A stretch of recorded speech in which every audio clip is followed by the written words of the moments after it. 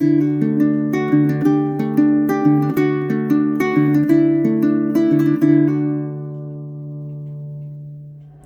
guys, Doug the Michigan Piper coming to you from the pipe rest. It's been just a minute since my last video, and figured I'd jump on today. I got a few minutes. It's been a while since I had a pipe even. Probably last weekend, I think. Today's Friday, upon the filming of this video, and just been super busy, you guys. It's summer. It seems like every night there's something going on, and you know, it's between work and just general working around the property. So I'm smoking, or trying to smoke anyway, because it won't stay lit for me right now. This is Mylon's Hour Sugar Barrel, and I can tell you it's good. This is my first impression. I just started, you guys, with this bowl, and it's good. I expected it with the name Sugar Barrel to be sweeter, but I'm sure there's some background on that name, so it's probably isn't going to be the best of reviews just because of that, but not too bad of a smoke.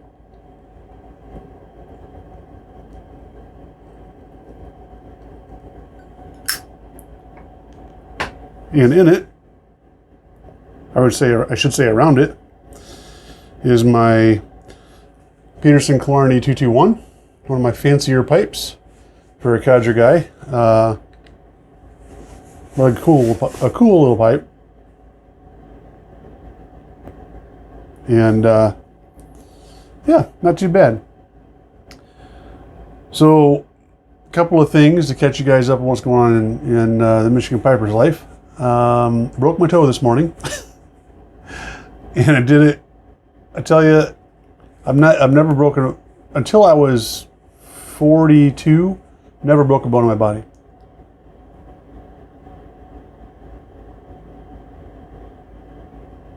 I proceeded to break my pinky toe when I was 42. I think a year later, I broke my pinky toe on the opposite foot. Not too long after that, I broke the same pinky toe again. And let's see, I think I've broken it at least once more. Then I had the motorcycle accident and broke my leg. Shortly after that, 2 years ago, I fell down the stairs and, well, I can't say I fell. I slipped down the stairs because I was trying to, and it was my first glass of wine, so I wasn't drunk. So I don't get drunk most of the time anyway. But it was my first glass of wine. We had carpeted stairs, new house. Started to slide. I was trying to hang onto the wine, and my foot went out, caught the guardrail, or the railing, and I broke 2 toes. It's never a cool story. I mean, the motorcycle part, yeah, okay, yeah, I hit deer with my motorcycle. Yeah, that's pretty cool. This morning, however, I was getting ready. My wife was getting ready in the bathroom for work, and I took my shirt off to get in the shower. Well, she's in my way, and I didn't want to, barrel over her to throw my shirt over in a dirty clothes hamper. By the way, Faygo cream soda. I don't usually drink cream soda, but it does go good with a pipe. Thank you, Paladin Piper. So, take my shirt off and it hits the floor. And I'm like, well, I'm not going to stand here and wait on her to get out of the way because she's busy too. So I went to kick it across the floor. I missed. So I took a step and I kicked it again.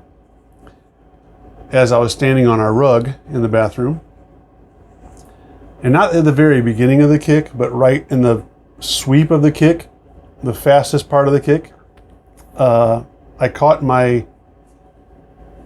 this toe on the carpet. And my wife's like, the first thing I said was, ow. My wife's like, I heard that. I'm like, yeah, still hurts. Pretty sure I broke it. And sure enough, I was going to show you guys pictures, but nobody will see a picture of my nasty feet. But on this toe, from here down, is solid purple.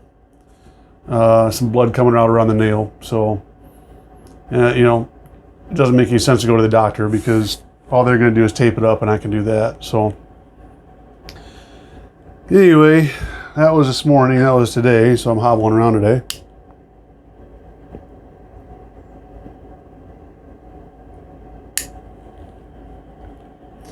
kind of a comfortable smoke. This is a good codger smoke.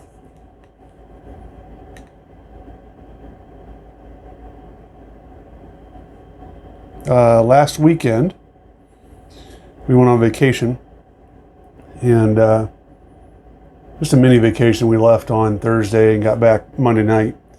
Went to the UP of Michigan, which if you've not been there and you love the outdoors, you have to go. Just an absolutely beautiful area. We hauled our camper up there, which we hardly ever use a camper. We hauled our camper up there and camped at Indian Lake in Manistee, and went north from there, left the camper, went north from there a couple days to Munising, which is where the pictured rocks are. If you look that up, just a beautiful area. They have a glass bottom boat tour up there for a couple of the shipwrecks in the Great Lakes and Lake Superior, and just had fun with the family. It was me and my two sisters and their families, and two of my sisters, I should say. I have 5 sisters total, believe it or not, which we'll save that for another video. But just a fun time. My wife took her dog, which is a miniature or toy Australian Shepherd. So it's about that long and about that tall. And we looked it up online. It's like, yeah, we can take dogs down there. So we took a 3-mile trail down to Chapel Beach, which is really cool. They have a rock there, and I'm telling you all this so you can look it up if you're interested. They have a rock formation there that basically eroded away from the mainland, but not before a tree grew on it. And so this tree that's growing on top of Chapel Rock actually has like 3 or 4 roots that go across the gap from Chapel Rock to the mainland, and that's how the tree gets its nutrients or whatever, which is really cool. So we took some pictures of that, hung out there for a little while. While we were there, a bald eagle came and landed at the top of that tree, which we thought was really cool. And then right next to that is this 30-foot wide waterfall that cascades down the rock, and it's just solid rock. So it just kind of cascades over this rock into Lake Superior. Just a beautiful little, tucked away beach. So we went down there, and as we're there, we're playing with the dog, and I took her off her leash, and I'm throwing a stick forwards to get her some exercise, and look at the beautiful rocks on the beach there, and see this boat pull up, and it was like 100 yards from us, and guy hops off and looks like he's in uniform, and I'm like, well, crap, probably gonna get in trouble for the dog not being on a leash. So I put the dog back on a leash real quick.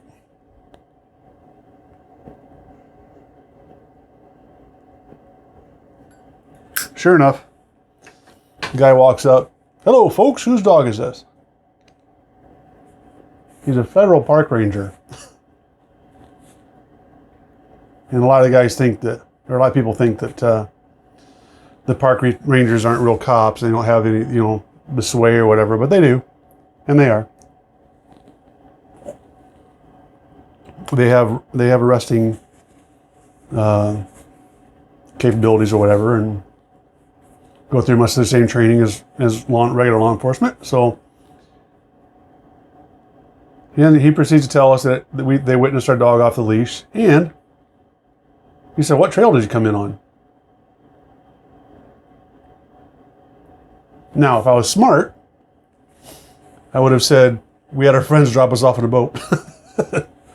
But because I'm not that quick thinking, and 2, I'm a man of integrity, I try to be anyway, I'm like, we came in that trail right there, and I knew what he was getting at.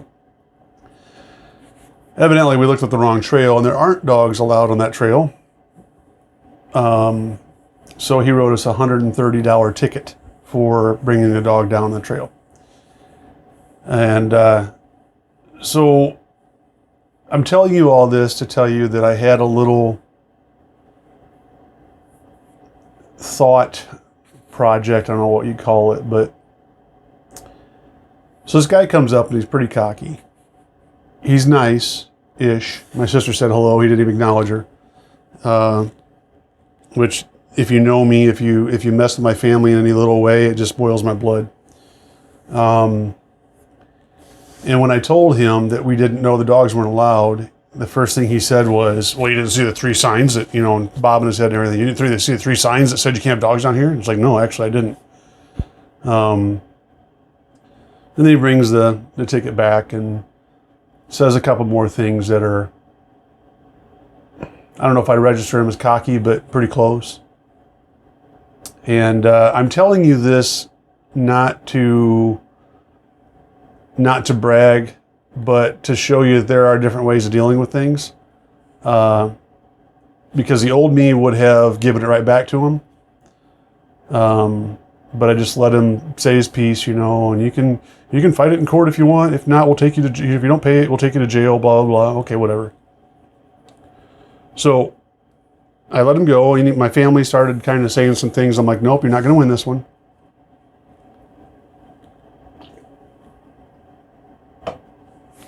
So once he was done, he said goodbye. I'm like, do you mind if I walk with you? He's like, no, come on down. Okay.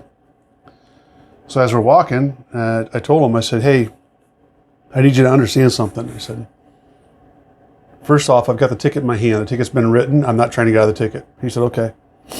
I said, secondly, we're having this conversation away from my family on purpose. So I'm not grandstanding in front of my family. He said, okay. I said, you need to check the attitude.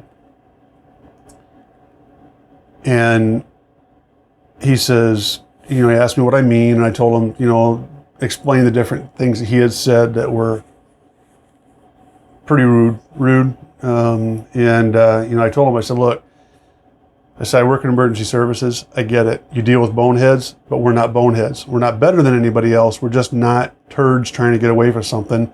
We honestly didn't know. It was our mistake. I'm not trying to get a ticket. We made the mistake. I get that. And so then he goes into, well, if you have a complaint, sir, you can talk to my supervisor. His number is blah, blah, blah. His name is blah, blah, blah. And I'm like, this isn't between me and your supervisor. This is between me and you. The reason I'm telling you this is because I think a lot of times that's our knee-jerk reaction, right? It's like just, who's your supervisor? And I'm going to get you fired, blah, blah. I can tell you what would have happened if I had contacted his supervisor. His supervisor would have said, okay, sir, we'll take that into account. And then probably nothing would have happened. Or what might even be worse, believe it or not, is if this guy took more heat than he needed to take because his boss doesn't like him or whatever reason. So I'll be honest with you, it boiled my blood. I was not happy, but he said, okay, thank you, sir, for your whatever, and I got to go, or whatever. I can't remember what he said. Basically, he cut off pretty short and off he went. But I did. I prayed afterwards. I'm like, Lord, just help him to see how he can improve. It's not up to me to change people, but I think we have a little bit of a responsibility to help people out if we can. Now, if he doesn't do anything with that and he goes back and jokes with his buddies about what a jerk I am and he got one over me because he gave me the $130 ticket, I don't care. And that's the thing I think we miss in our society today is if somebody's rude to us, that automatically negates anything that we've done. And that's not the case. We broke the rules. We will pay, we actually did pay the ticket. So that because he was rude doesn't negate the fact that I broke the rules. A lot of people have a hard time figuring that out. It's like, you know what?